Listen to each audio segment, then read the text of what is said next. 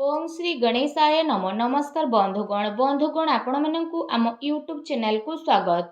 बंधुगण आजिर ए भिडियो रे आमे आपण मानकु कहबा पई जाउछु आगामी 3 दिनर स्थिति आपणकर किपरि रहिबो, केउ प्रकार ए आगामी 3 दिन को आपण प्लानिंग करिवे, ता सहित जदि आमे आपण मानकु कहबु केउ सब क्षेत्र रे आपणकु फायदा हेबो, केउ सब जिनिस रे आपणकु विशेष रूप रे सावधानता अवलंबन करबाकू पड़िबो, आपणकर लव लाइफ किपरि रहिबो, क्यारियर किपरि रहिबो, बिजनेस आ व्यापार किपरि रहिबो एवं ता सहित स्वास्थ्यर मध्य महत्वपूर्ण इनफॉरमेशन आमे आपण मानकु देबु।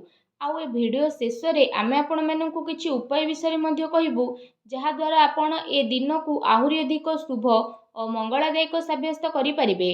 तेणु आगो को वीडियो आरंभ करबा पूर्व आमर आपण मानकु रिक्वेस्ट कि जदि आपण आमर ए चैनल ले नुआ आछंती तो चैनल को सब्सक्राइब करंतु एवं सांगरे नोटिफिकेशन बेल को मध्य ऑन करंतु, जहा द्वारा समय समय रे सो अपलोड हेउतबा नुआ नुआ वीडियो रो नोटिफिकेशन आपण को मिलिबो। आसंतु जानिबा किपरि रहइबो ए आगामी 3 दिन आपणक पई विशेष भाबरे। जदि आमे आपण मानकु विशेष रूप रे कहबु, सबुठारु प्रथमे कहबु कि कोन आपणक पई ए 3 दिन रे पॉजिटिव रहबा पई जाउछि। जदि कहबा तो फ्रेंड्स, ए दिन रे प्रकृति आपणकु भरपूर साथ प्रदान करिबो। कौनसी लाभदायक एवं महत्वपूर्ण समाचार मिलिबा कारणरू आपण निजे निजकु आत्मबल एवं भावनात्मक रूप रे बहुत अधिक सशक्त अनुभव करिवे। अटकी थिबा कार्य को पूरा करिबा पई मध्य आपण पूरा परिश्रम करिवे। ए दिन आपणक पई बहुत ही लाभदायक दिन साब्यस्त हेबाकू जाउछि। ए दिन रे कौनसी महत्वपूर्ण समाचार आपणको अवश्य मिलिबो। आर्थिक समस्या सुधुरिबो। अटकी थिबा कौनसी जमी बाड़ी संबंधित कार्य रे आपणको सफलता मिलिबार जोग मध्य बनुछि। एहा द्वारा पुराणा मित्रंको द्वारा साक्षात हेबा कारणरू मन बहुत प्रसन्न रहिबो। सुख सुविधा भली जिनिस को आपण किना किणी करिके निजर टाइम को स्पेंड करिवे। निजर प्रतिभा आ क्षमता को बुझंतु। यह द्वारा आपणको व्यक्तित्व रे आहुरी अधिक निखार देखिबाकू मिलिबो तथा समाज रे आपणकर छवि मध्य बढ़िबो। ए दिन आपणकर व्यस्तपूर्ण रहिबो, कामर अधिक बोझ रहिबो, किंतु सफलता मिलिबा द्वारा थकापण आपणको हेबो नाही एवं उत्साह मध्य आपणकर बनिकी रहिबो। घरे बंधु को आगमन द्वारा मौज मजलिस रे टाइम को स्पेंड करिवे। निजर योजना को सफल बनेकी रखिबा पई ए दिन आपणको पई बहुत ही उत्तम रहिबो। काफी लंबा टाइम रु चली आसुथुबा कौनसी प्रॉब्लम रु आपणको मुक्ति मध्य मिली जिवो, जहा पई आपण निजे निजकु चिंता मुक्त विशेष रूप रे अनुभव करिवे एवं आर्थिक मामला रे ठोस एवं महत्वपूर्ण निर्णय आपणक पई लाभदायक सिद्ध हेबो। समस्तंकर चाल आपणक सपक्षरे रहइबो एवं एहार आपण भरपूर उपयोग मध्य करिवे। आपणक भितरे कार्य प्रणाली कारणरू आपण समस्तंक प्रशंसार मध्य पात्र होई जिवो, किंतु कौनसी भी कार्य बा योजना पूर्वरु रूपरेखा अवश्य बनंतु। एहा आपणक पई बहुत ही भल रहिबो। अनेक प्रकारर सफलता ए दिन रे आपणकु अवश्य ही प्राप्त हेबाकू जाउछि। ता सहित आसंतु जानिबा आपणक पई कोन ए दिन रे नेगेटिव रहिबो।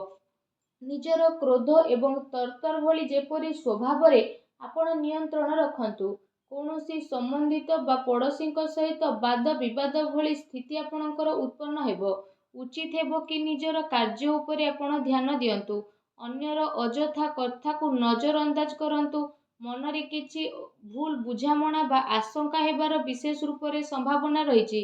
निजर स्वभाव रे नियंत्रण रखंतु, कारण केबे केबे आपणकर क्रोधपूर्ण बाणी अन्य को आहत मध्य करि पारे। एहा सह संबंध रे मध्य आपणकर कटुता आसे।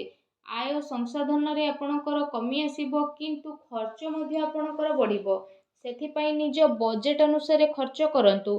किछि अस्वस्थता मध्य आपण अनुभव करिवे, किंतु आपणकर कॉन्फिडेंस आपणकु एक्टिव बनेकी रखिबो। एहा सहित जदि कहिबा अन्य कारणरू कौनसी प्रकारर धन हानि मध्य आपणकर होई पारे। भाई भौणी सहित निजर संबंध को खराब ना हेबाकू दियंतु नाही। एहा द्वारा अकारण रे ही आपणकर चिंता उत्पन्न हेबो। कौनसी प्रतिद्वंदी जलन भावना कारणरू आपणक पई किछि नकारात्मक वातावरण मध्य अनुभव हेबो एवं किछि कथा को नै लड़ाई झगड़ा मध्य आपणकर होई पारे, किंतु टिके सावधानता आपणको प्रॉब्लम रु मुक्त मध्य प्रदान करिवो। घर बड़ वृद्धंकर अवहेला आदु करंतु नाही। केबे केबे भूल बुझामणा एवं अलस्वामी कारणरू ଆପଣଙ୍କର ବନୁଥିବା କାର୍ଯ୍ୟରେ ରୋକାବଟ ମଧ୍ୟ ଆସିପାରେ। ଏହା ସହିତ ନିଜ ବିଚାରରେ ମଧ୍ୟ ସୁଧାରତା ଆଣନ୍ତୁ। ଏହା ଆପଣଙ୍କ ପାଇଁ ବହୁତ ହି ଭଲ ରହିବ। ଆସନ୍ତୁ ଜାଣିବା ଏ ଦିନରେ ଆପଣଙ୍କର ଲଭ୍ ଲାଇଫ୍ କିପରି ରହିବ। ବୈବାହିକ ଜୀବନରେ ସାମଞ୍ଜସ୍ୟ ଆପଣଙ୍କର ରହିବ। ମନୋରଞ୍ଜନ ସମ୍ବନ୍ଧିତ କାର୍ଯ୍ୟରେ ଆପଣ ଆପଣଙ୍କ ଟାଇମ୍ ସ୍ପେଣ୍ଡ କରିବାରୁ ପରିବାରରେ ହାସ ପରିହାସ ଏବଂ ଖୁସିର ମାହୋଲ ରହିବ। ପାରିବାରିକ ବାତାବରଣ ଆପଣଙ୍କର ସୁଖଦପୂର୍ଣ୍ଣ ରହିବ। ପ୍ରେମ ସମ୍ବନ୍ଧରେ ମଧ୍ୟ ପ୍ରଗାଢ଼ତା ଆସିବ। ରୋମାଣ୍ଟିକ ମାହୋଲ ରହିବ ଏବଂ ନିକଟ ସମ୍ବନ୍ଧରେ ଡିନରରେ ଯିବାର ପ୍ରୋଗ୍ରାମ ମଧ୍ୟ ଆପଣଙ୍କର ବନୁଅଛି। କାଫି ସମୟ ପରେ ଘରୁ ବାହାରିବା ଏବଂ ଲୋକଙ୍କ ସହ ମିଶିବା ଆପଣଙ୍କୁ ଖୁସି ଏବଂ ଶାନ୍ତି ପ୍ରଦାନ କରିବ। ପାରିବାରିକ ବାତାବରଣ ଖୁସି ଭରା ରହିବ। ଘରର ସମସ୍ତ ସଦସ୍ୟ ଜଣେ ଆଉ ଜଣଙ୍କ ସହିତ ଟାଇମକୁ ସ୍ପେଣ୍ଡ କରିବେ।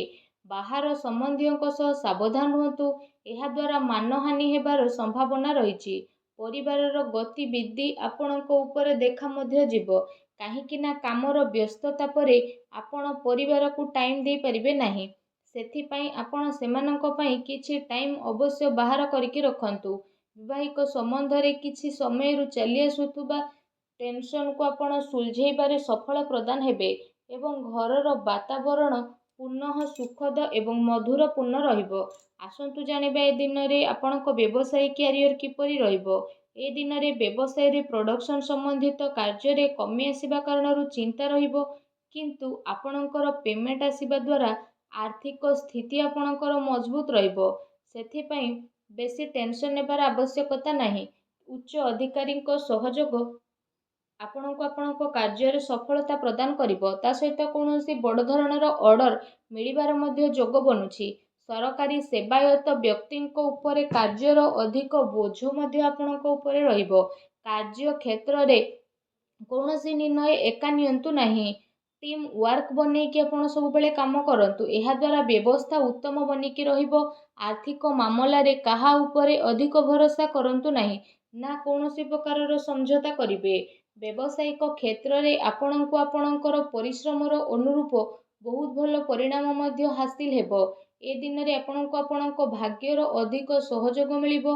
ଚାକିରି ପେଶା ବ୍ୟକ୍ତି କୌଣସି ସରକାରୀ ମାମଲାରେ ଫସି ମଧ୍ୟ ପାରନ୍ତି, ତେଣୁ ସାବଧାନ ରୁହନ୍ତୁ। ବ୍ୟବସାୟିକ ପରିସ୍ଥିତି ଆପଣଙ୍କର ଅନୁକୂଳ ରହିବ। ନିଜର ପୁରା ଧ୍ୟାନ ବିଜନେସରେ କେନ୍ଦ୍ରିତ କରନ୍ତୁ। କୌଣସି ବଡ଼ ଲୋକଙ୍କର ମିଳିବାର ସମ୍ଭାବନା ମଧ୍ୟ ରହିଛି। ବ୍ୟବସାୟିକ ଗତିବିଧି ସମ୍ବନ୍ଧିତ ଯୋଜନା କୌଣସି ବାହାର ବ୍ୟକ୍ତି ଆଗରେ ଆପଣ ସେୟାର କରନ୍ତୁ ନାହିଁ। କେହି ଏହାର ଅନୁଚିତ ଉପଯୋଗ ମଧ୍ୟ କରିପାରେ ଏବଂ ଅର୍ଡର ସମ୍ବନ୍ଧିତ ସବୁ କାର୍ଯ୍ୟରେ ପକ୍କା ବିଲ୍ର ଆପଣ ଉପଯୋଗ କରନ୍ତୁ। ଚାକିରି କରୁଥିବା ଜାତକଙ୍କ ପାଇଁ ଏ ଦିନ ବହୁତ ହି ଲାଭଦାୟକ ଦିନ ରହିବାକୁ ଯାଉଛି।